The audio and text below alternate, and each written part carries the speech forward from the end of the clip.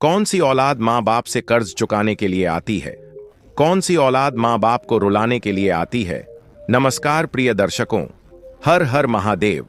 आप सभी का स्वागत है हमारे YouTube चैनल स्पिरिचुअल ज्ञान सागर में, जहां हम आपके लिए लाते हैं सनातन धर्म की अद्भुत कथाएं और आध्यात्मिक रहस्य जो आपके मन और आत्मा को शांति प्रदान करेंगे। आज की कथा आरंभ करने से पहले आपसे एक निवेदन है। गरुड़ पुराण में कहा गया है कि जो भी कथा या शिक्षा बीच में छोड़ी जाती है वह पाप का कारण बनती है, इसलिए इस कथा को अंत तक जरूर सुनें। यदि आप एक सच्चे सनातनी हैं और भगवान श्री राम में अटूट श्रद्धा रखते हैं तो अभी वीडियो को लाइक करें, चैनल को सब्सक्राइब करें और कमेंट में जय श्री राम लिखकर अपना समर्थन व्यक्त करें। तो आइए प्रिय दर्शकों, बिना देरी किए आरंभ करते हैं आज की प्रेरणादायक कथा। प्रिय दर्शकों, एक कुतिया ने बताया, यदि हम यह समझ जाएं कि हम इस संसार में कितने लोगों का ऋण चुकाने के लिए आए हैं तो हमें कभी दुखी होने की आवश्यकता नहीं पड़ेगी। प्रिय दर्शक गण, एक बार की बात है, एक गांव में एक ब्राह्मण अपने परिवार के साथ रहता था। उनके घर में एक बैल और एक कुतिया भी थी जो उनके परिवार का अभिन्न हिस्सा थीं। ब्राह्मण और उनकी पत्नी का एकलौता बेटा था जिसे वे दिलोजान से प्यार करते थे, लेकिन अचानक एक दिन उनके जवान बेटे की असमय मृत्यु हो गई। बेटे के चले जाने का गहरा सदमा उनके लिए असहनीय था और ब्राह्मण दंपत्ति उसके लिए फूट फूट कर रोने लगे। अपने मालिक और मालकिन का यह दर्द देखकर बैल भी दुखी हो गया। वह सोच नहीं पा रहा था कि आखिर क्या हो गया है जिसके कारण पूरा घर शोक में डूबा है। तब कुतिया, जो इस परिवार के हर सुख दुख में साथ निभाती थी, बैल के पास आई। उसने उसे समझाया कि ब्राह्मण दंपत्ति अपने बेटे के खोने के गम में डूबे हुए हैं। कुतिया ने कहा, उनका यह दुख पिछले जन्मों के कर्ज का परिणाम है। इस रहस्यमयी कहानी को जान लेने के बाद शायद तुम्हें भी यह समझ में आए कि हम सब इस दुनिया में एक विशेष उद्देश्य लेकर आते हैं। कुतिया ने अपनी कहानी शुरू की और बैल से कहा, बहुत समय पहले की बात है। इसी नगर हीरापुर में एक विद्वान ब्राह्मण रहते थे जिनका नाम गोपाल शास्त्री था। गोपाल शास्त्री धर्म कर्म में रुचि रखने वाले महान पंडित और ज्योतिष के झाता थे। वे पूजा पाठ और यज्ञ के माध्यम से मिले दान दक्षिणा से अपने परिवार का भरण पोषण करते थे। हालांकि उनकी आर्थिक स्थिति साधारण थी, लेकिन वे अपने कर्तव्यों में कभी पीछे नहीं हटते थे। गोपाल शास्त्री के पड़ोसी उनका बहुत सम्मान करते थे। उनकी निर्धनता को देखते हुए मोहल्ले वालों ने मिलकर उनकी शादी निर्मला नाम की एक ब्राह्मण कन्या से करा दी। गोपाल का जीवन संघर्षों से भरा था। उनकी मां का देहांत तब हो गया था जब वे मात्र 7 वर्ष के थे और विद्यालय में 4ठी कक्षा में पढ़ते थे। उनके पिता रामचरण शास्त्री एक प्रख्यात ज्योतिषाचार्य और राजा के दरबार के सम्मानित सदस्य थे, परंतु जब अचानक उनकी पत्नी का देहांत हुआ तो यह रामचरण शास्त्री के लिए गहरा आघात था। उनका मानसिक संतुलन कुछ हद तक डगमगा गया, लेकिन अपने बेटे गोपाल के भविष्य के प्रति वे सजग रहे। मित्रों और परिचितों ने उन्हें दोबारा विवाह करने की सलाह दी ताकि गोपाल को माता का स्नेह मिल सके, परंतु रामचरण जी ने दृढ़ता से इनकार कर दिया और अपना पूरा ध्यान गोपाल को संस्कारित और शिक्षित बनाने में लगा दिया। रामचरण जी ने राज दरबार में जाना कम कर दिया और धीरे धीरे ज्योतिष का काम घर से ही करने लगे। वे अपने बेटे को भी वेद, ज्योतिष, हस्तरेखा और हवन कर्म की शिक्षा देने लगे। समय के साथ गोपाल इन विधाओं में कुशल हो गया। मैट्रिक तक की पढ़ाई पूरी करने के बाद वह ज्योतिष और अन्य विद्याओं में निपुण हो चुका था। जब रामचरण जी अपने बेटे की शादी के लिए एक योग्य कन्या की तलाश कर रहे थे, तभी नियति ने क्रूर खेल खेला। एक दिन काम से लौटते समय एक दुर्घटना में उनका निधन हो गया। गोपाल, जिसने पहले ही अपनी मां को बचपन में खो दिया था, अब पिता का साया भी सिर से उठ चुका था। मोहल्ले वालों ने उसे संभाला और उसे इस कठिन समय में सांत्वना दी। धीरे धीरे गोपाल ने अपने दुख को नियंत्रित किया और फिर से अपने जीवन और कार्यों में लग गया। गोपाल का जीवन समय के साथ सामान्य होने लगा, परंतु एकाकीपन का एहसास उसे बार बार परेशान करता था। मोहल्ले के लोगों ने उसकी स्थिति को समझते हुए एक निर्धन ब्राह्मण की कन्या सुरभि से उसका विवाह करा दिया। विवाह के पश्चात गोपाल का जीवन धीरे धीरे पटरी पर आने लगा। सुरभि स्वभाव से अत्यंत सरल और सौम्य थी। वह न केवल घर के कार्यों में निपुण थी, बल्कि सामाजिक स्वभाव वाली महिला भी थी, जो पड़ोसियों का ख्याल रखती थी। अपनी विनम्रता और धैर्यशीलता के कारण सुरभि मोहल्ले के लोगों की प्रिय बन गई थी। हर कोई उसके कार्यों में सहायता करने को तत्पर रहता था। गोपाल अब अपने जीवन से संतुष्ट महसूस करने लगा और उसके दिन सुखमय बीतने लगे। कुछ समय पश्चात सुरभि गर्भवती हुई और धीरे धीरे समय व्यतीत होता गया। प्रसव के समय गोपाल ने पास ही की एक अनुभवी दाई को बुलवाया। सुरभि ने एक सुंदर और स्वस्थ शिशु को जन्म दिया। इस नए आगमन ने गोपाल के जीवन में खुशियों का नया द्वार खोल दिया। कुछ दिनों बाद गोपाल ने नवजात को साफ सुथरे सफेद वस्त्र में लपेटा और गंगा नदी के तट पर जा पहुंचा। वहां उसने बच्चे को दोनों हाथों में उठाया और गंगा मां के समक्ष 3 बार पानी में डुबकी लगाई। इसके बाद उसने बच्चे के दाहिने कान में एक मंत्र फूंका। मंत्र का प्रभाव ऐसा था कि बच्चा गोपाल से सीधे संवाद करने लगा। गोपाल ने बच्चे से पूछा, बताओ, क्या तुम मेरे आरणी हो या मैं तुम्हारा? और यदि कोई आरण है तो कितना है? बच्चे ने उत्तर दिया, मुझ पर तुम्हारे 50 रुपए का आरण था, जिसे तुमने अब तक चुकाया नहीं। तुम्हारे वंशजों ने भी इसे नहीं चुकाया। यह सुनकर गोपाल ने तुरंत 50 रुपए निकालकर बच्चे को दिए और कहा, अब हमारा हिसाब किताब पूरा हो गया। बच्चे ने सहमति में कहा, हां, अब सब बराबर हो गया है। इसके बाद गोपाल ने बच्चे के बाएं कान में एक और मंत्र फूंका, जिससे वह अपने सामान्य शिशु रूप में लौट आया। फिर गोपाल ने उसे गंगा में प्रवाहित कर दिया और घर लौट आया। घर पहुंचकर गोपाल ने सुरभि को बताया कि वह बच्चा पिछले जन्म के कर्ज का भार लेकर आया था, जिसे उसने चुका दिया। उसने समझाया, यदि मैंने यह आरण नहीं चुकाया होता तो वह हमारे पास लंबे समय तक रहता और उसकी विदाई हमारे लिए अत्यंत पीड़ादायक होती। सुरभि ने अपने पति की बातों को समझा और इसे स्वीकार कर लिया। कुछ समय बाद सुरभि पुनः गर्भवती हुई और उसने एक और सुंदर शिशु को जन्म दिया। इस बार भी गोपाल ने वही प्रक्रिया अपनाई। उसने शिशु को सफेद वस्त्र में लपेटा और गंगा के घाट पर ले गया। वहां उसने शिशु को 3 बार जल में डुबकी लगाई और उसके कान में मंत्र फूंका। उसने फिर वही प्रश्न किया, क्या तुम मेरे रानी हो या मैं तुम्हारा? और यदि कोई आरण है तो कितना है? बच्चे ने उत्तर दिया, आप पर मेरे 100 रुपए का आरण था, जो अब तक शेष था। गोपाल ने गंगा मां के समक्ष यह आरण चुकाने का वचन दिया और कहा, अब हमारा हिसाब पूरा हो गया है। बच्चे ने सहमति जताई। इसके बाद गोपाल ने बच्चे के दूसरे कान में मंत्र फूंका और उसे गंगा में प्रवाहित कर दिया। जब गोपाल घर लौटा तो सुरभि ने देखा कि उसके हाथ में बच्चा नहीं है। उसने जिज्ञासा से पूछा, बच्चा कहाँ है? गोपाल ने उसे समझाते हुए कहा, वह बच्चा हमारे पूर्व जन्म के कर्ज का प्रतीक था। मैंने उसका आरण चुका दिया और उसे गंगा मां को समर्पित कर दिया। अब वह हमारे लिए किसी कष्ट का कारण नहीं बनेगा। सुरभि के मन में अपने बच्चों को खोने का गहरा दर्द समा गया। एक मां होने के नाते उसने अपने बच्चों को जन्म देकर उनका सुख तो पाया, लेकिन उन्हें अपनी गोद में पालने का सौभाग्य नहीं मिला। यह बात उसे अंदर से तोड़ने लगी। वह पहले जैसी खुशमिजाज नहीं रही और उसका हंसता मुस्कुराता चेहरा धीरे धीरे उदासी से भर गया। लोग आपस में बातें करते थे। 2 पुत्र हुए, फिर भी सुरभि की गोद सूनी ही रही। बेचारी बड़ी अभागिन है। एक दिन सुरभि की पड़ोसन, एक बुजुर्ग महिला जो मोहल्ले में आदर से जानकी कहलाती थी, उससे मिलने आई। जानकी ने सुरभि के पास बैठते हुए कहा, बेटी, तू इतनी उदास क्यों रहती है? सुरभि, जो जानकी का बेहद सम्मान करती थी, बार बार पूछने पर अपनी व्यथा छिपा नहीं सकी। उसने अपने दिल का बोझ उतारते हुए जानकी को सब कुछ बता दिया। उसने बताया कि कैसे उसके 2 पुत्रों ने जन्म लिया, लेकिन उसके पति ने उन्हें उनके पूर्व जन्मों के आरण उतारने के लिए गंगा में प्रवाहित कर दिया। अपनी कहानी सुनाते सुनाते सुरभि की आंखों से आंसू छलक पड़े। जानकी ने सुरभि की बात सुनकर गहरी संवेदना व्यक्त की और कहा, देखो बेटी, हमारे राजा बड़े न्यायप्रिय और दयालु हैं।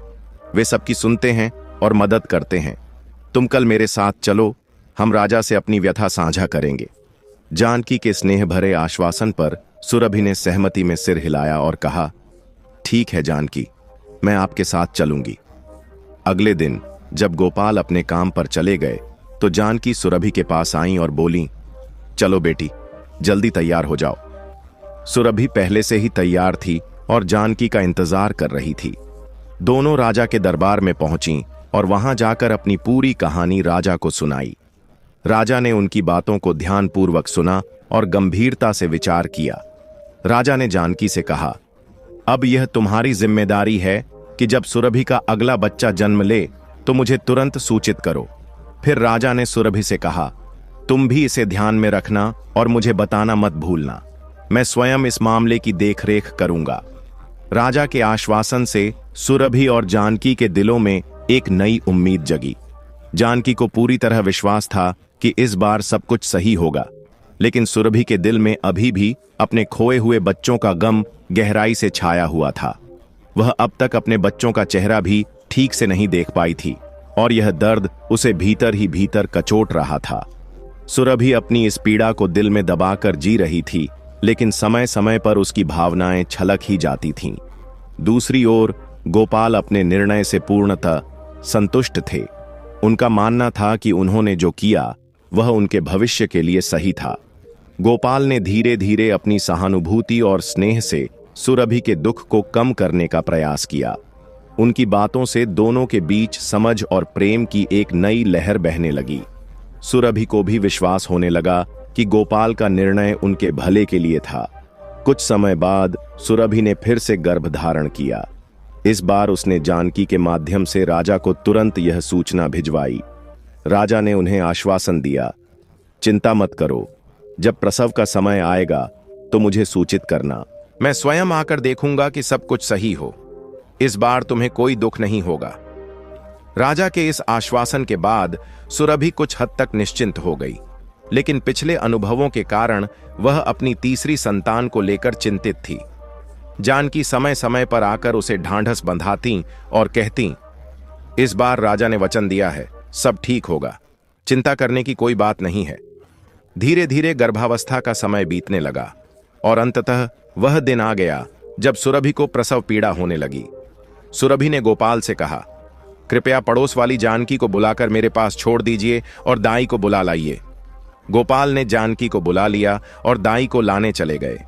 सुरभि ने जानकी से कहा, जानकी, आप राजा को सूचना भिजवा दीजिए, इसीलिए बुलाया था ताकि यह खबर जल्द से जल्द राजा तक पहुंच सके। जानकी तुरंत राजा के पास खबर देने चली गई। इधर राजा ने अपना भेष बदल लिया और गोपाल के घर के पास आकर टहलने लगे। वे स्थिति पर नजर बनाए रखने के लिए तैयार थे। कुछ समय बाद सुरभि के घर से नवजात के रोने की आवाज आई। यह सुनकर गोपाल अंदर गए, बच्चे को साफ सुथरे कपड़े में लपेटा और बाहर आ गए। राजा ने गोपाल को घर से बाहर निकलते हुए देखा और एक निश्चित दूरी बनाकर उनका पीछा किया। गोपाल गंगा नदी के तट की ओर बढ़ रहे थे और राजा दूर से उन पर नजर रख रहे थे। गंगा तट पर पहुंचकर गोपाल ने अपने बेटे को दोनों हाथों में उठाया और पानी में प्रवेश किया। कमर तक पानी में जाकर उन्होंने शिशु को 3 बार गंगा में डुबकी लगाई और फिर उसके दाहिने कान में मंत्र फूंका। इस मंत्र का प्रभाव यह हुआ कि शिशु अब बोलने में सक्षम हो गया। गोपाल ने उससे पूछा, बेटा बताओ, क्या तुम मेरे आणी हो या मैं तुम्हारा? और यदि कोई आण है तो कितना? बच्चे ने उत्तर दिया, आप पर मेरे 1000 रुपए का आण था, जिसे आपके पूर्वजों ने भी नहीं चुकाया। गोपाल जी ने अपनी संतुष्टि के लिए बच्चे से दोबारा पूछा, देख लो, हम गंगा मैया के पवित्र जल में खड़े हैं, सच सच बताना, वरना गंगा मैया का पाप लगेगा। यह सुनकर बच्चे ने कहा, मैं सच कह रहा हूं, आपके ऊपर मेरा 5000 का कर्ज है। इसके बाद गोपाल जी ने बच्चे के बाएं कान में एक मंत्र फूंका। तुरंत ही बच्चा अपने सामान्य रूप में लौट आया और रोने लगा। दूर खड़े राजा साहब ने यह सब अपनी आंखों से देखा और उनके मन में गहरी जिज्ञासा उत्पन्न हुई। गोपाल जी ने बच्चे को गंगा में 3 बार डुबकी दी और फिर कपड़े में लपेटकर किनारे पर आ गए। उन्होंने गंगा मैया को प्रणाम किया और घर की ओर चल पड़े। राजा साहब, जो यह सब देख रहे थे, के मन में सवाल उठने लगे कि गोपाल जी ने पहले के दोनों बच्चों को क्यों गंगा में प्रवाहित किया। उन्होंने अपना असली परिचय देते हुए गोपाल जी को रास्ते में रोक लिया। गोपाल जी ने राजा को देखकर हाथ जोड़कर उनका अभिवादन किया। राजा ने पूछा, पंडित जी, आपने पहले दोनों बच्चों को गंगा में प्रवाहित क्यों किया था? गोपाल जी ने उत्तर दिया, महाराज, आप जानते हैं कि एक पंडित को पंडिताई से क्या प्राप्त होता है।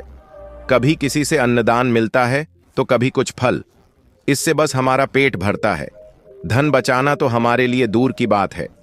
इसी कारण मैंने अपनी विद्या के माध्यम से उन दोनों बच्चों से पूछ लिया था कि उन पर मेरा कितना आरण है या मेरा कर्ज उनके ऊपर कितना है। उन्होंने आगे कहा, पहले बच्चे पर मेरा कर्ज था और दूसरे पर भी। यदि वे दोनों हमारे पास रहते तो शायद हमें छोड़कर किसी दिन चले जाते। तब हमारा उन पर जो स्नेह होता वह अधूरा रह जाता। उनका कर्ज चुकता होता और वे हमें छोड़ जाते तो यह हमारे लिए असहनीय होता। इसलिए मैंने उन दोनों से हिसाब पूरा कर उन्हें गंगा मैया को समर्पित कर दिया। राजा ने फिर पूछा, तो इस बच्चे को आपने क्यों बचा लिया? गोपाल जी ने उत्तर दिया, महाराज, इस बच्चे पर मेरा कोई कर्ज नहीं था। इसके पास मेरा कर्ज शून्य था, इसलिए मैंने इसे अपने साथ रखा। राजा को यह जानकर प्रसन्नता हुई कि इस बार सुरभि को उनका बच्चा मिल गया। उन्होंने आशीर्वाद दिया और अपने रास्ते चले गए। जब गोपाल जी घर पहुंचे और सुरभि ने देखा कि इस बार उनके पति बच्चे को साथ लेकर आए हैं, तो उसकी खुशी का ठिकाना नहीं रहा। उसने मन ही मन राजा का धन्यवाद किया। गोपाल जी ने सुरभि से कहा, यह लो सुरभि, यह तुम्हारा अपना पुत्र है। यह हमारा सहारा बनेगा और हमारे अंतिम समय में हमारी चिता को अग्नि देगा। इस बार गोपाल जी और सुरभि के घर में उत्सव जैसा माहौल था। पंडित गोपाल जी ने अपनी क्षमता के अनुसार एक छोटे से भोज का आयोजन किया, जिसमें सभी पड़ोसियों और मित्रों को आमंत्रित किया गया। भोज के अवसर पर उन्होंने अपने पुत्र का नामकरण संस्कार किया। बच्चे के जन्म के समय की ग्रह नक्षत्रों की स्थिति के अनुसार उसका नाम हरेंद्र रखा गया। हरेंद्र की कुंडली अत्यंत शुभ थी। उसमें प्रबल भाग्य रेखा का योग था, जो दर्शाता था कि उसके जीवन में कभी धन समृद्धि की कमी नहीं होगी। यह देखकर गोपाल जी और सुरभि का दिल गर्व से भर गया। हरेंद्र के जन्म के बाद पंडित गोपाल जी का ज्योतिष और पंडिताई का कार्य भी बहुत उन्नति करने लगा। पहले जो काम उनके लिए संघर्षपूर्ण था, अब सहज और फलदायक हो गया। धीरे धीरे उनके जीवन की आर्थिक स्थिति बेहतर होने लगी। हरेंद्र के शुभ योग के कारण उनके घर में सदा खुशहाली बनी रही। हरेंद्र बड़ा होने लगा। 5 वर्ष की उम्र में गोपाल जी ने उसका नामांकन एक संस्कृत विद्यालय में कराया। हरेंद्र पढ़ाई में अत्यंत तेज था। गोपाल जी शाम के समय 1 घंटा निकालकर उसे ज्योतिष और धार्मिक शिक्षा देते थे। हरेंद्र की बुद्धिमत्ता इतनी विलक्षण थी कि जो मंत्र या नियम उसे सिखाए जाते वह तुरंत ही उन्हें सीख लेता। संस्कृत और ज्योतिष के सिद्धांत उसके लिए जैसे आसान खेल थे। संस्कृत विद्यालय की प्राथमिक शिक्षा पूरी करते करते उसने अपने पिता से ज्योतिष में भी पूरी निपुणता प्राप्त कर ली। हरेंद्र के ज्ञान और कौशल को देखकर गोपाल जी और सुरभि गर्व महसूस करते थे। 14 वर्ष की उम्र में ही उसका व्यक्तित्व ऐसा था कि वह 18 वर्ष का लगता। सुरभि हरेंद्र को लेकर बेहद भावुक हो गई थी। वह हर समय उसे निहारते हुए मन ही मन राजा का धन्यवाद करती, जिन्हें वह इस सब के लिए श्रेय देती थी। हालांकि उसे यह नहीं पता था कि राजा ने उनके जीवन में कोई हस्तक्षेप नहीं किया था। कुछ समय बाद गोपाल जी को सुरभि द्वारा राजा से संपर्क किए जाने की सच्चाई पता चल गई। यह बात उन्होंने खुद सुरभि से सुनी। हालांकि गोपाल जी ने इस पर कोई नाराजगी नहीं जताई, क्योंकि अब उनके जीवन में शांति और संतोष का माहौल था। गोपाल जी ने मन ही मन विचार किया कि जो हुआ वह सही ही था। उन्होंने इस विषय पर चुप्पी साधे रखना ही उचित समझा। जब भी सुरभि राजा का धन्यवाद करती, गोपाल जी के चेहरे पर एक हल्की सी मुस्कान आ जाती। हरेंद्र ने विद्यालय की प्रारंभिक शिक्षा पूरी करने के बाद अपने माता पिता से आगे की शिक्षा के लिए अनुमति मांगी। उसने अपनी मां से कहा, मां, अब मैं पिताजी के साथ काम में हाथ बटाना चाहता हूं। सुरभि ने उसे समझाते हुए कहा, बेटा, अभी तेरी उम्र खेलने कूदने और दुनियादारी सीखने की है। यह काम तो तुझे पूरी जिंदगी करना ही है। हरेंद्र का पंडिताई के प्रति झुकाव देखकर सुरभि मन ही मन बेहद प्रसन्न थी, लेकिन उसने फिर भी समझाने की कोशिश की, बेटा, अभी तुझे पढ़ाई और अनुभव बढ़ाने की जरूरत है। इस पर हरेंद्र ने आत्मविश्वास से जवाब दिया, मां, जब मुझे पंडिताई ही करनी है तो इसमें देर क्यों? किसी भी विद्या में जितना अधिक अभ्यास होगा उतनी ही कुशलता बढ़ेगी। मुझे अब इसे करना चाहिए। उसने उत्साह से कहा, कल पूर्णिमा है, मैं भी पिताजी के साथ काम पर जाऊंगा। सुरभि मन ही मन खुश थी कि अब घर में 2 लोग कमाने वाले हो जाएंगे। उसने सोचा, थोड़ा पैसा इकट्ठा करके हम हरेंद्र की शादी कर देंगे और उसकी अपनी दुनिया बसा देंगे। यह सोचते सोचते सुरभि सारी रात करवटें बदलती रही। खुशी और योजनाओं के कारण वह ठीक से सो नहीं पाई। सुबह जल्दी उठकर उसने रसोई का काम निपटाया, स्नान ध्यान किया और दोनों के लिए खाना तैयार कर दिया। रात भर जागने की वजह से काम खत्म होते ही वह चारपाई पर लेट गई और तुरंत सो गई। जब पंडित गोपाल जी समय पर उठे और देखा कि सुरभि सो रही है तो उन्हें हल्की चिंता हुई। वह उसके पास गए और माथे पर हाथ रखते हुए प्यार से पूछा, अरे भाग्यवान, तुम्हारी तबीयत तो ठीक है ना? सुरभि ने मुस्कुराते हुए कहा, हाँ, मेरी तबीयत बिल्कुल ठीक है। मैंने जल्दी उठकर काम निपटा लिया, इसलिए थोड़ा आराम करने लेट गई थी और नींद आ गई। आप अपने नित्य कर्म कर लीजिए, खाना तैयार है। इतने में हरेंद्र भी उठ गया। नित्य कर्म से निवृत्त होकर वह भी तैयार हो गया। पिता पुत्र ने आसन पर बैठकर नाश्ता किया। सुरभि ने उनके लिए दोपहर का खाना भी बांध दिया।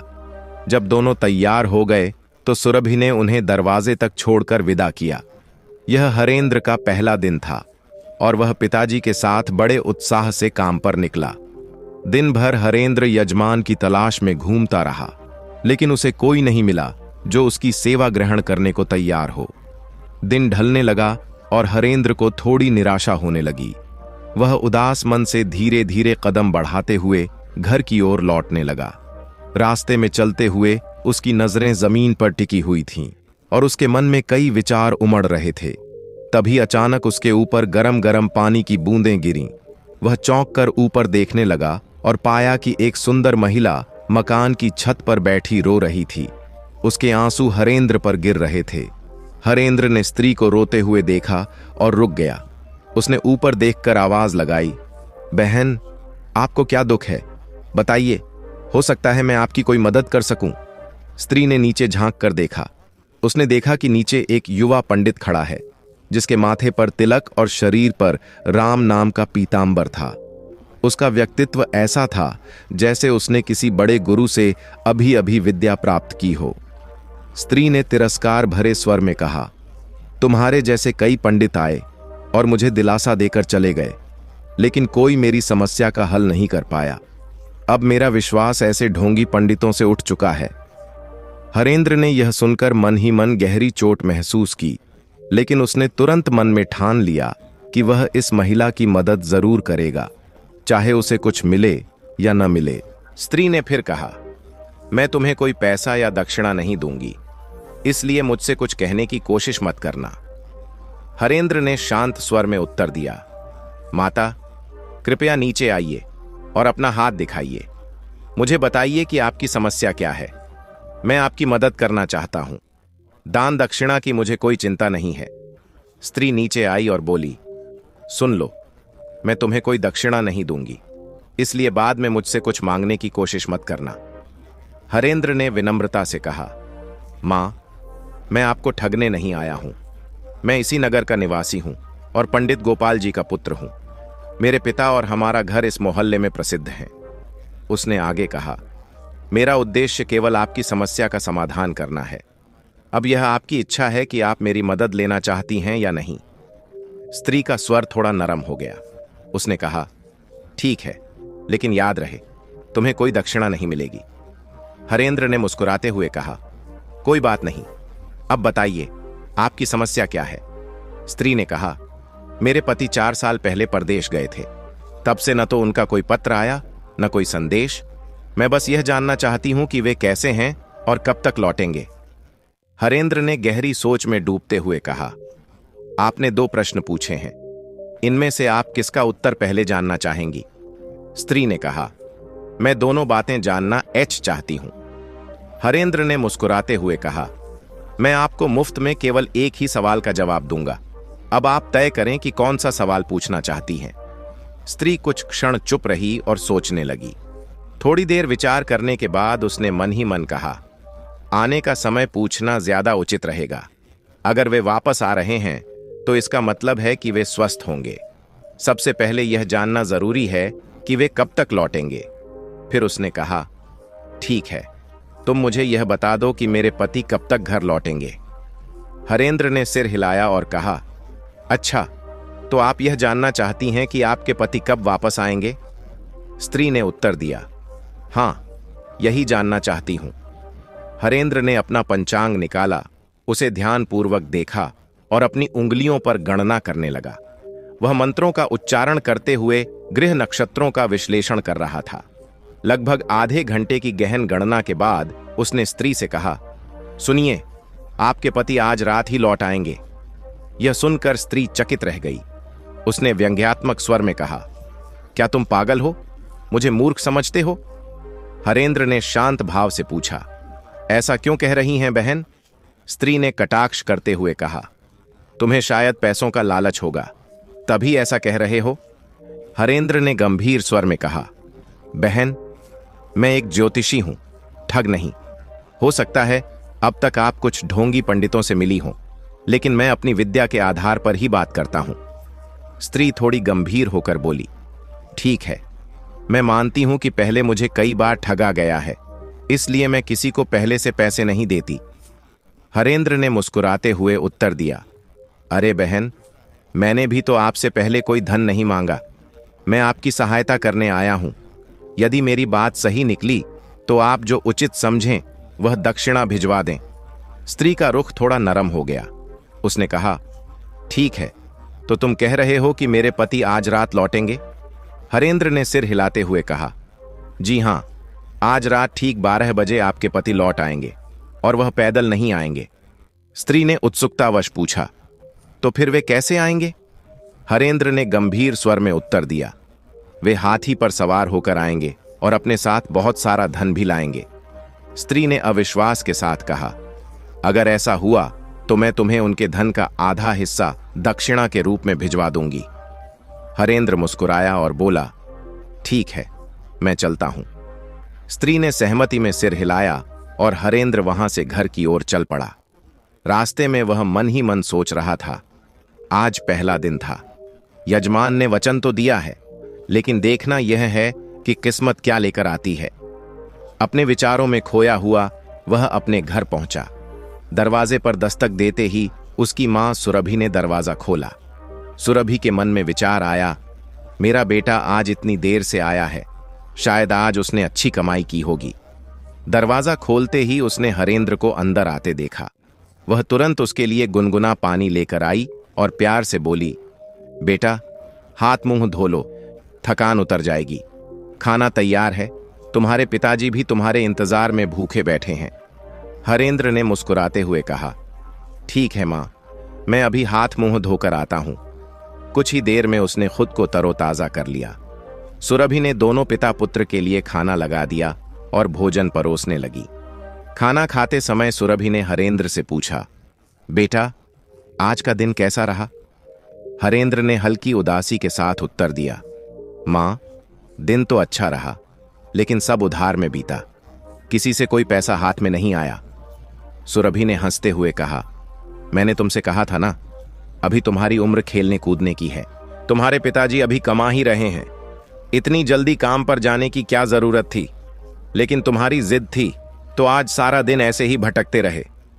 हरेंद्र ने मुस्कुराते हुए सिर हिलाया और तीनों ने हंसी खुशी भोजन किया। उधर वह स्त्री जिसे हरेंद्र ने भविष्यवाणी बताई थी, अपने पति के लौटने की खबर से भीतर ही भीतर रोमांचित थी। पहले तो उसे हरेंद्र की बातों पर शक हुआ, लेकिन अब उसके मन में उम्मीद की एक किरण जाग गई थी। उसने मन ही मन सोचा, क्या हरेंद्र की बात सच होगी? वह ढोंगी तो नहीं लगता। उसने मुझसे कोई पैसा भी नहीं मांगा, फिर झूठ बोलकर उसे क्या मिलेगा? फिर उसके मन में एक और विचार आया, कहीं ऐसा तो नहीं कि वह कोई ठग हो और रात के अंधेरे में लूटने की योजना बना रहा हो। वह इसी उलझन में घिरी रही। तभी घड़ी ने आधे घंटे का घंटा बजाया। उसने देखा कि अभी सिर्फ 8:30 हैं। उसने मन ही मन कहा, अभी 12 बजने में काफी समय है, देखते हैं क्या होता है। वह बोली, अरे यह सर्दी की रातें कितनी लंबी होती हैं। उसने अपने गले में खुश्की महसूस की। शायद अनचाहे विचारों के कारण उसका गला सूख गया था। उसने पानी पिया और अपना गला तर किया। पानी पीने के बाद वह नीचे उतरकर घर के आंगन में टहलने लगी। इसी दौरान घड़ी की आवाज फिर से गूंजने लगी। वह गिनने लगी, 1 2 3 4 5 6 7 8 9। इसके बाद वह वापस अपनी खाट पर लौट आई और लेटकर सोचने लगी, ये इंतजार के पल इतने लंबे क्यों होते हैं? फिर उसने सोचा, अगर वह पंडित हरेंद्र सचमुच सच्चा है और उसकी बात सही निकली तो मैं पहले अपने पति को उसके घर भेजकर वचन निभाऊंगी। जो भी धन मेरे पति कमाकर लाए होंगे उसका आधा हिस्सा मैं पंडित के बेटे हरेंद्र को दक्षिणा के रूप में दिलवा दूंगी। यही सब सोचते सोचते उसे नींद आ गई। थोड़ी देर बाद वह अचानक घबराई हुई उठ बैठी। उसे बेचैनी हो रही थी। उसने बाहर जाकर देखने की कोशिश की, लेकिन ठंड का मौसम देखकर वह वापस अंदर आ गई। वह पढ़ी लिखी नहीं थी, इसलिए घड़ी देखना नहीं जानती थी। उसने समय का अनुमान लगाने के लिए एक बजने वाली घड़ी पास में रखी थी, जिससे वह घंटों की गिनती कर सके। वह पलंग पर बैठी ही थी कि अचानक घड़ी ने 1 घंटा बजाया। वह गिनने लगी, 1 2 3 4 5 6 7 8 9 10 11। तभी दरवाजे पर दस्तक हुई।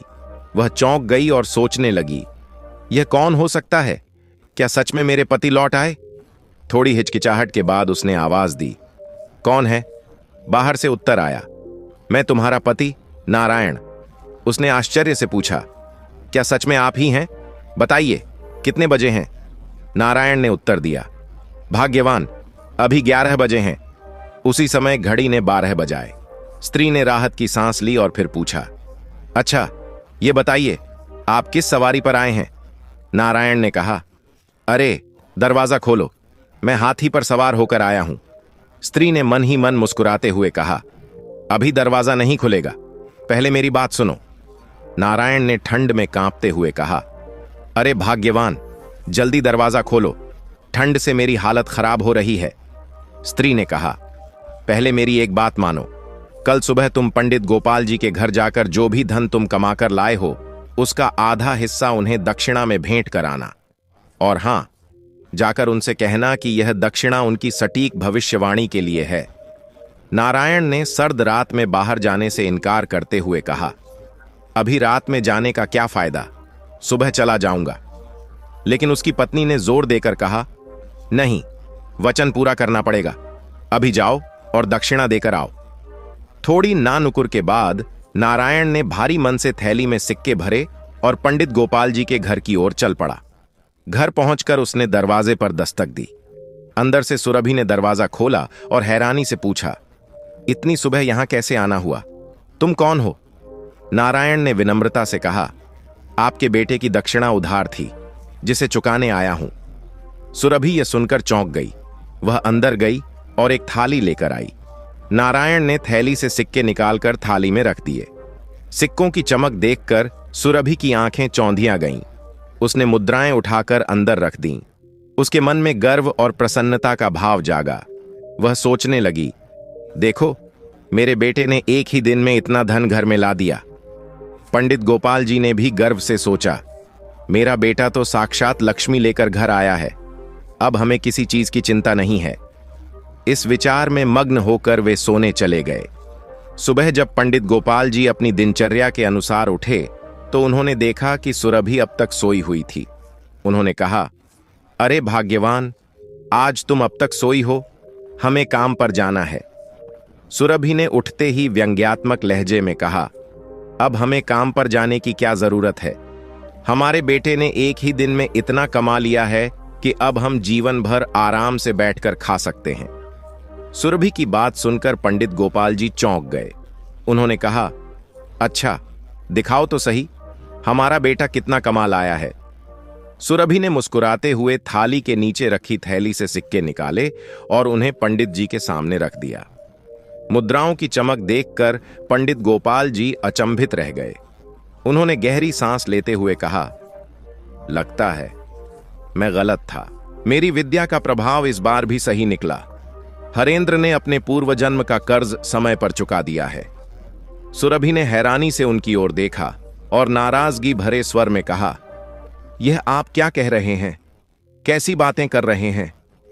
पंडित गोपाल जी ने गंभीर स्वर में कहा, जरा जाकर देखो, हमारा बेटा हरेंद्र अपने कमरे में है या नहीं। सुरभि भागते हुए बेटे के कमरे में गई। जब उन्होंने देखा कि हरेंद्र वहां नहीं था तो उनकी चीख निकल गई। वह जोर जोर से रोने लगीं और विलाप करने लगीं। मेरा बेटा अपना कर्ज चुकाकर हमें छोड़कर चला गया।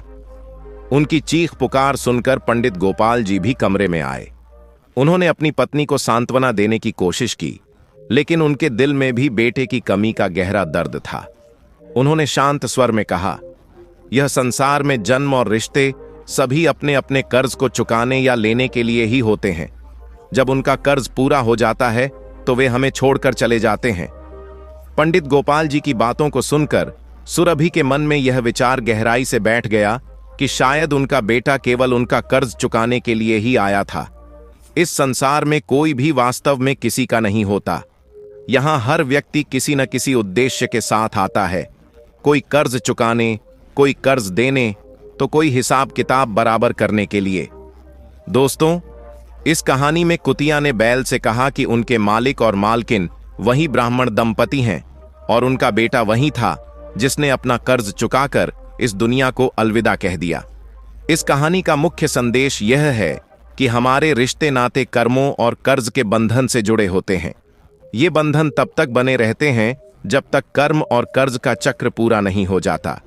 एक बार यह चक्र समाप्त हो जाए तो ये रिश्ते भी समाप्त हो जाते हैं। यह जीवन और मृत्यु के चक्र का हिस्सा है। यह कहानी हमें यह समझाने का प्रयास करती है कि हमारे जीवन में मौजूद कई रिश्ते हमारे पूर्व जन्म के कर्मों और कर्ज का परिणाम होते हैं। ये रिश्ते तब तक हमारे जीवन में बने रहते हैं जब तक उनका उद्देश्य पूरा नहीं हो जाता। इससे हमें यह सीखने की जरूरत है कि हर व्यक्ति के जीवन में आने का एक विशेष कारण होता है। जब वह उद्देश्य पूरा हो जाता है तो वे हमें छोड़ सकते हैं। दूसरा संदेश इस कहानी में वचन और ईमानदारी का महत्व है।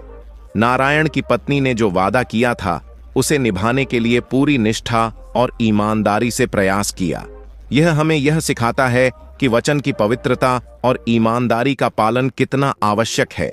यदि हम किसी से कोई वादा करें तो उसे पूरी निष्ठा और ईमानदारी के साथ निभाना चाहिए, चाहे परिस्थितियां कैसी भी हों।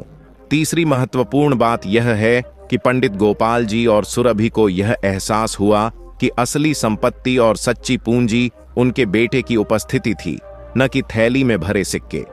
यह कहानी हमें सिखाती है कि रिश्तों का मूल्य धन दौलत से कहीं अधिक होता है। हमें अपने प्रियजनों की उपस्थिति में ही असली समृद्धि का अनुभव होता है, और जब वे हमें छोड़कर चले जाते हैं तब हमें उनकी कीमत समझ में आती है। चौथी सीख यह है कि हरेंद्र ने ज्योतिष विद्या का उपयोग केवल अपने लाभ के लिए नहीं बल्कि दूसरों की सहायता के लिए किया। यह हमें यह शिक्षा देता है कि हमारे ज्ञान और कौशल का उद्देश्य दूसरों की भलाई होना चाहिए। नारायण की पत्नी का धैर्य और हरेंद्र पर उसका विश्वास भी एक बड़ी सीख है। यह हमें समझाता है कि धैर्य और विश्वास से किसी भी कठिनाई का सामना किया जा सकता है। एक मां के रूप में सुरभि का त्याग और अपने बेटे के प्रति निस्वार्थ प्रेम हमें यह सिखाता है कि माता पिता का प्रेम सच्चा और निस्वार्थ होता है। उनके मन में हमेशा अपनी संतान के लिए केवल भलाई की कामना होती है। तो प्रिय दर्शकों, इस तरह से कुतिया ने बैल को ब्राह्मण और ब्राह्मणी के रोने का कारण समझाया और यह बताया कि उनके बेटे के जीवन में आने का रहस्य क्या था। अब तो आप समझ ही गए होंगे कि हमारे जीवन में परिवार, रिश्तेदार, संतान और अन्य लोग क्यों आते हैं। तो प्रिय भक्तों, इस कथा के बारे में आपके क्या विचार हैं? कृपया अपनी अनमोल राय हमें कमेंट बॉक्स में जरूर बताएं। हम आशा करते हैं कि यह कथा आपके मन को भा गई होगी और आपको आध्यात्मिक प्रेरणा मिली होगी। अगर यह कथा आपको पसंद आई हो तो कृपया वीडियो को लाइक करें, चैनल स्पिरिचुअल ज्ञान सागर को सब्सक्राइब करें और इस वीडियो को अधिक से अधिक अपने मित्रों और परिवारजनों के साथ शेयर करें ताकि यह संदेश और ज्ञान सभी तक पहुंचे। साथ ही कमेंट सेक्शन में जय श्री कृष्णा लिखकर अपनी श्रद्धा प्रकट करें। प्रिय दर्शकों, आगे की कहानी में आपको जानने को मिलेगा एक ऐसा अनमोल संदेश जो आपके जीवन को नई दिशा देगा। प्रिय दर्शकों, भगवान शिव और चिड़िया की कहानी जो कोई सुन लेगा उसकी औलाद पर आई मुसीबत भी टल जाएगी, चाहे भूखे ही क्यों न रहना पड़े। परंतु चिड़िया और भगवान शिव की यह कहानी जरूर सुने, क्योंकि यह आपकी संतान पर आने वाले संकट को टाल सकती है। प्रिय भक्तों, आज हम आपको एक अद्भुत और प्रेरणादायक कथा सुनाने जा रहे हैं। यह कहानी एक वृद्ध महिला की है जिसे लोग स्नेहपूर्वक चिड़िया वाली चंद्रिका माँ कहते थे। इस कथा में चंद्रिका माँ और दो नन्ही गौरैयाओं के बीच का प्रेम, भगवान शिव की अपार कृपा और सच्ची भक्ति की शक्ति का उल्लेख है। यह कहानी गुजरात के एक छोटे से गांव की है जहां एक प्राचीन शिव मंदिर स्थित था। इसी मंदिर के समीप चंद्रिका माँ का साधारण सा घर था। उनकी सरल जीवन शैली ने एक असाधारण चमत्कार को जन्म दिया। इस कहानी को सुनते समय ध्यान रखें कि यह केवल एक कथा नहीं है, बल्कि एक गहन आध्यात्मिक संदेश है। यह हमें सिखाती है कि सच्चा समर्पण और भक्ति असंभव को भी संभव बना सकते हैं।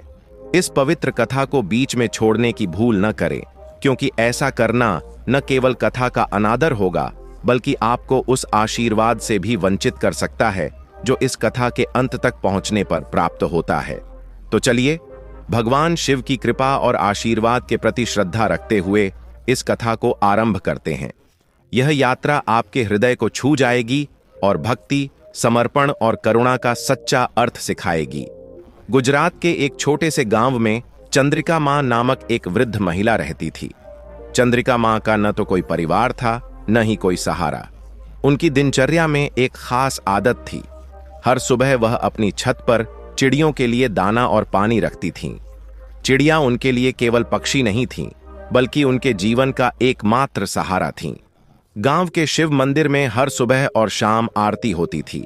इस मंदिर में एक गौरैया का जोड़ा, जिसे चंद्रिका माँ ने सावनी और सरण नाम दिया था, रोज आता था। यह जोड़ा आरती के समय शिवलिंग के पास बैठकर भक्ति में तल्लीन हो जाता था। आरती समाप्त होने के बाद वे उड़कर चंद्रिका माँ की छत पर आते, दाना चुगते, पानी पीते और अपने बच्चों के लिए कुछ दाने लेकर लौट जाते। चंद्रिका माँ के जीवन का उद्देश्य जीवों की सेवा करना था। वह नियमित रूप से चिड़ियों और अन्य जीवों के लिए दाना पानी का प्रबंध करती थीं। गौरैया का जोड़ा भी उनकी छत पर नियमित रूप से आता था। चंद्रिका माँ उन्हें केवल पक्षी नहीं, बल्कि अपने परिवार का हिस्सा मानती थीं। ऐसा लगता था जैसे पक्षी भी उनके इस स्नेह को समझते थे और उनके प्रति गहरा लगाव रखते थे। समय बीतता गया। एक दिन चंद्रिका माँ अचानक बीमार पड़ गईं। उनकी बढ़ती उम्र और कमजोर शरीर के कारण वह बिस्तर से उठने में असमर्थ हो गईं। उनका न तो कोई बेटा था, न बहू जो उनकी देखभाल कर सके। उनके पास न दवा थी, न कोई मददगार। चंद्रिका माँ की बीमारी के कारण उनकी छत पर दाना पानी रखना बंद हो गया। जब गौरैया का जोड़ा वहां पहुंचा तो उन्होंने खाली छत देखी। न वहां दाना था, न पानी। यह देखकर वे परेशान हो गए। मादा गौरैया ने अपने पति से कहा, स्वामी, आज छत पर कुछ भी नहीं है। क्या चंद्रिका माँ कहीं चली गईं? गौरैया के पति ने कहा, शायद वह बीमार हैं, हमें इंतजार करना चाहिए। कई दिन बीत गए, लेकिन चंद्रिका माँ की छत खाली ही रही। मादा गौरैया ने कहा, स्वामी, लगता है चंद्रिका माँ कहीं चली गई हैं। वह रोज हमें दाना पानी देती थीं और हमारे बच्चों का ख्याल रखती थीं। अब हमें उनकी तलाश करनी चाहिए। गौरैया के पति ने उत्तर दिया, हाँ प्रिय, हमने हर जगह उनकी खोज की, लेकिन वह कहीं नहीं मिली। हमें उनके घर जाकर देखना चाहिए, शायद वह बीमार हों। जब गौरैया का जोड़ा चंद्रिका माँ के घर पहुंचा तो अंदर का दृश्य देखकर उनका दिल बैठ गया। चंद्रिका माँ अपने बिस्तर पर पड़ी थीं। उनकी आंखें कमजोर और चेहरा मुरझाया हुआ था। घर में सन्नाटा था, न कोई देखभाल करने वाला, न दवा का प्रबंध। यह दृश्य देखकर गौरैया का जोड़ा व्याकुल हो गया। चंद्रिका मां बिस्तर पर निर्जीव अवस्था में पड़ी हुई थीं। उनका शरीर निष्प्राण लग रहा था और उनके ऊपर मक्खियां भिन भिना रही थीं। मादा गौरैया ने अपने नन्हे पंखों से उन मक्खियों को भगाने की कोशिश की। उसने चंद्रिका मां को जगाने का प्रयास किया, लेकिन उनकी ओर से कोई प्रतिक्रिया नहीं हुई। मादा गौरैया बोली, स्वामी, चंद्रिका मां अब इस संसार में नहीं रहीं। उन्होंने हमें हमेशा सहारा दिया, लेकिन हम उनके लिए कुछ भी नहीं कर सके। नर गौरैया ने दुखी होकर कहा, यह अत्यंत दुर्भाग्यपूर्ण है, लेकिन शायद हम उनके लिए भगवान से प्रार्थना कर सकते हैं। हमें महादेव की शरण में जाना चाहिए। दोनों गौरैया उड़कर मंदिर पहुंचे। वहां जाकर उन्होंने भगवान शिव के समक्ष प्रतिज्ञा की कि वे चंद्रिका मां को पुनर्जीवित करने के लिए दिन रात भक्ति करेंगे। उनकी भक्ति इतनी गहन थी कि उन्होंने भोजन और पानी तक का त्याग कर दिया। सुबह से लेकर रात तक वे मंदिर के अंदर बैठकर केवल भगवान शिव का जाप करते और शिवलिंग के समक्ष नतमस्तक रहते। दिन बीतते गए। एक दिन, फिर 2 दिन, और इस तरह 1 महीना बीत गया। गौरैया के जोड़े ने बिना रुके तपस्या जारी रखी। उनके इस निस्वार्थ समर्पण को देखकर मंदिर में आने वाले भक्त भी अचंभित थे। उनकी अखंड भक्ति ने पूरे गांव का ध्यान आकर्षित कर लिया। लोग कहने लगे, इतनी छोटी सी जान के बावजूद ये पक्षी इतनी बड़ी तपस्या कर रहे हैं। इनकी भक्ति निश्चित ही महादेव को प्रसन्न करेगी। फिर एक दिन ऐसा हुआ कि भगवान शिव उनकी भक्ति से अत्यंत प्रसन्न हो गए। शिवलिंग से दिव्य प्रकाश प्रकट हुआ और भोलेनाथ ने स्वयं प्रकट होकर दोनों पक्षियों को दर्शन दिए। भगवान शिव ने मुस्कुराते हुए कहा, हे छोटे पक्षियों, तुम्हारी अखंड भक्ति ने मुझे अत्यंत प्रसन्न किया है। इतनी छोटी देह होते हुए भी तुमने अपनी सामर्थ्य से परे जाकर तपस्या की है। बताओ, तुम मुझसे क्या वरदान चाहते हो? मैं तुम्हारी हर इच्छा पूरी करूंगा। गौरैया के जोड़े ने हाथ जोड़कर कहा, हे प्रभु, यदि आप हमसे प्रसन्न हैं तो हमारी केवल एक ही इच्छा है। हमारी चंद्रिका मां को जीवित कर दीजिए। हम उनके बिना नहीं रह सकते। भगवान शिव ने यह सुनकर कहा, देखो, अब उनका शरीर पूरी तरह नष्ट हो चुका है। वह वृद्ध थीं और उन्हें अब किसी अन्य स्थान पर नया जन्म लेकर नया जीवन प्राप्त करना होगा। लेकिन गौरैया का जोड़ा अपनी बात पर अडिग रहा। उन्होंने कहा, प्रभु, आपने वचन दिया है कि हमारी हर इच्छा पूरी करेंगे। हमें अपने लिए कुछ नहीं चाहिए। कृपया हमारी चंद्रिका मां को वापस कर दीजिए, चाहे किसी भी अवस्था में हो। महादेव ने उनकी निष्ठा और प्रेम देखकर कहा, तुम्हारी भक्ति ने मुझे विवश कर दिया है। यह असंभव है, लेकिन तुम्हारा निस्वार्थ समर्पण इसे संभव बनाएगा। महादेव ने अपने त्रिशूल से एक ज्योति उत्पन्न की और कहा, यह ज्योति चंद्रिका मां को नया जीवन प्रदान करेगी। लेकिन याद रखना, यह उनका पुण्य नहीं है, बल्कि तुम्हारी निस्वार्थ भक्ति का फल है। महादेव ने त्रिशूल से चंद्रिका मां के निर्जीव शरीर को छुआ। अचानक चंद्रिका मां की आंखें खुल गईं। उनके शरीर में फिर से प्राण लौट आए और वह स्वस्थ होकर उठ बैठीं।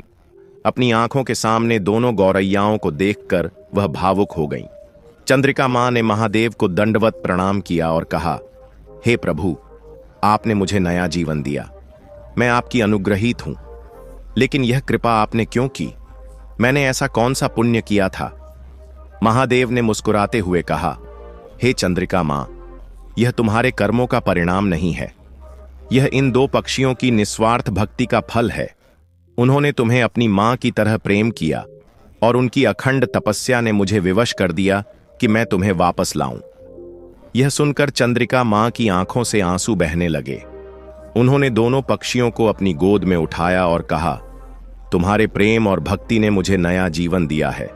आज से तुम मेरे परिवार का हिस्सा हो। तुम हमेशा मेरे साथ रहोगे। लोग समझ गए कि यह भगवान शिव का चमत्कार था और गौरैया पक्षियों की निस्वार्थ भक्ति का परिणाम। चंद्रिका मां ने अपने जीवन को और अधिक सेवा के लिए समर्पित कर दिया। वह प्रतिदिन अपनी छत पर दाना पानी रखती और पक्षियों व अन्य जीवों की सेवा करती। धीरे धीरे उनकी ख्याति पूरे इलाके में फैलने लगी। दूर दराज से लोग अपनी समस्याएं लेकर चंद्रिका मां के पास आने लगे। उनका आंगन भक्ति और सेवा का केंद्र बन गया। लोग उनकी कहानियां सुनते और उनसे प्रेरणा लेते थे। एक दिन चंद्रिका मां ने अपनी अंतिम सांस ली। उनका निधन भी सेवा और भक्ति के वातावरण में हुआ। उनकी याद में उनके घर पर एक मंदिर बनाया गया, जिसे आज लोग चिड़िया वाली चंद्रिका मां का मंदिर कहते हैं। कहा जाता है कि जो भी इस मंदिर में सच्चे दिल से प्रार्थना करता है, उसकी हर समस्या का समाधान होता है। यह मंदिर अब पूरे गुजरात में प्रसिद्ध है और श्रद्धालुओं का एक प्रमुख स्थल बन गया है। प्रिय दर्शकों, यह कहानी हमें सिखाती है कि सच्ची भक्ति का कोई मूल्य नहीं होता। गौरैया पक्षियों ने अपने छोटे से जीवन में निस्वार्थ भक्ति से असंभव को संभव कर दिखाया। इससे हमें कई सीख मिलती हैं। नंबर 1, सच्ची भक्ति का महत्व। गौरैया पक्षियों की निस्वार्थ और सच्ची भक्ति ने भगवान शिव को प्रसन्न किया। यह दर्शाता है कि भक्ति में जाति, धर्म या आकार का कोई बंधन नहीं होता। भक्ति केवल सच्चे दिल और समर्पण से की जाती है। नंबर 2, सेवा का प्रतिफल। चंद्रिका मां ने अपने जीवन में निस्वार्थ भाव से पक्षियों और अन्य जीवों की सेवा की। उनके इस कर्म का फल उन्हें जीवनदान के रूप में मिला। यह सिखाता है कि सेवा कभी व्यर्थ नहीं जाती। इसका फल किसी न किसी रूप में अवश्य मिलता है। नंबर 3, कठिनाइयों का सामना करें। जब गौरैया पक्षियों ने चंद्रिका मां का सहारा खो दिया, तब वे विचलित नहीं हुए। उन्होंने अपनी भक्ति और प्रयासों से असंभव को संभव बनाया। यह हमें सिखाता है कि जीवन में कठिन समय में भी हमें धैर्य रखना चाहिए और समाधान की ओर बढ़ना चाहिए। नंबर 4, आत्मनिर्भरता का महत्व। यह कहानी यह भी बताती है कि हमें दूसरों पर अत्यधिक निर्भर नहीं होना चाहिए।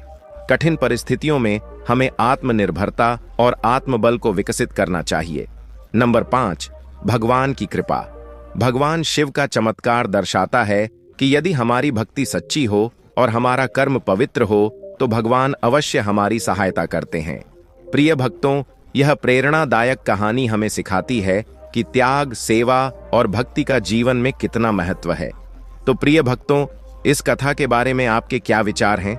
कृपया अपनी अनमोल राय हमें कमेंट बॉक्स में जरूर बताएं। हम आशा करते हैं कि यह कथा आपके मन को भा गई होगी और आपको आध्यात्मिक प्रेरणा मिली होगी। अगर यह कथा आपको पसंद आई हो तो कृपया वीडियो को लाइक करें, चैनल स्पिरिचुअल ज्ञान सागर को सब्सक्राइब करें और इस वीडियो को अधिक से अधिक अपने मित्रों और परिवारजनों के साथ शेयर करें, ताकि यह संदेश और ज्ञान सभी तक पहुंचे। साथ ही कमेंट सेक्शन में जय श्री कृष्णा लिखकर अपनी श्रद्धा प्रकट करें। इस वीडियो को अंत तक देखने के लिए आप सभी का दिल से धन्यवाद। जय श्री राम।